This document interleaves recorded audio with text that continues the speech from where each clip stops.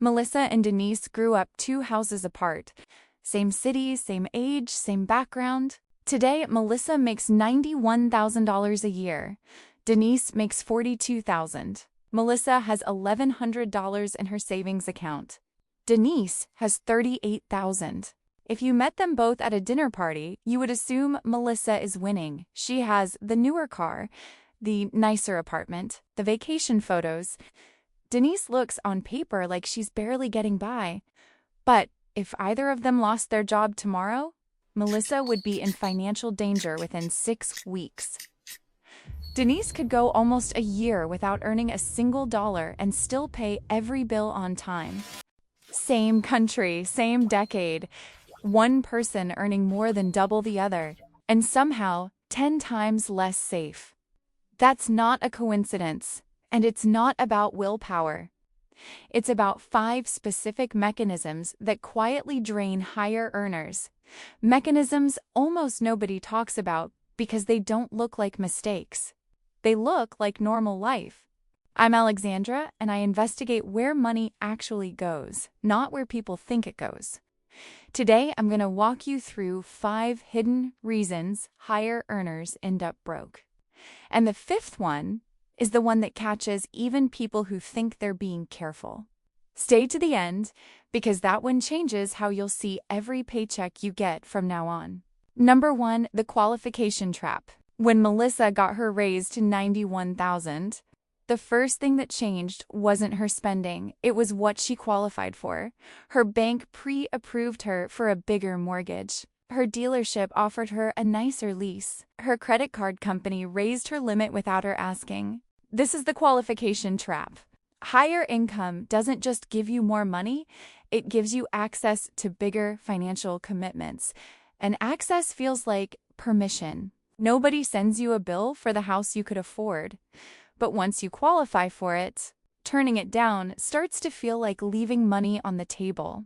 According to recent Federal Reserve and mortgage industry data, households earning $150,000 or more carry a median monthly mortgage payment that's more than double what households earning $25,000 to $50,000 pay. And it's not just because the homes are nicer. Qualifying for a bigger number changes what people consider normal to spend, even when their actual monthly comfort margin doesn't change nearly as much as the mortgage does. Before you accept a bigger loan limit or credit increase, ask one question out loud. Would I choose this payment if my income hadn't changed? If the answer is no, the qualification wasn't a gift. It was a trap wearing a bank's logo.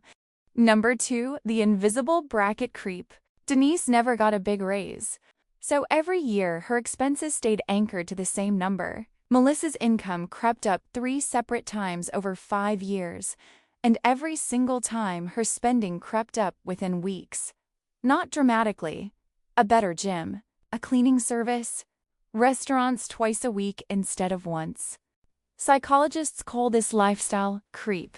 But the real danger isn't the spending itself, it's that each increase felt individually reasonable and collectively invisible. Nobody sits down and decides, I will now spend $1,400 more a month. It happens 4 decisions at a time. Here's the part almost nobody expects. Credit reporting data shows that people earning solidly upper middle incomes, not the poorest, not the richest, are actually the most likely income group to be carrying a revolving credit card balance month to month. The very top earners and the very lowest earners carry a balance less often than people exactly in Melissa's bracket. The group most convinced they've made it is often the group quietly financing that feeling. Once a year, write down your fixed monthly costs from 12 months ago next to today's number. If the gap is bigger than your raise, you didn't get a raise. You got a more expensive life. Number 3, the comparison tax. Melissa's coworkers all earn similar salaries, so her sense of normal isn't set by her own goals, it's set by the people sitting next to her at work. When a coworker got a bigger SUV, Melissa's own car, already newer than most, suddenly felt not quite enough, and she caught herself pricing out an upgrade she didn't need. Research on income and life satisfaction consistently shows that people compare their financial position to their immediate peer group, not to the national average, which is why higher earners in expensive social circles often report feeling more financially anxious than lower earners in modest ones. Name the one purchase in the last year you made specifically because someone near you had something similar.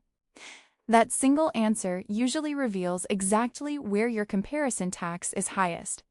Number 4, the convenience leak.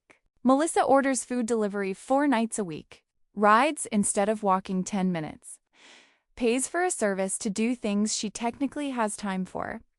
Each charge is small enough that it never triggers alarm.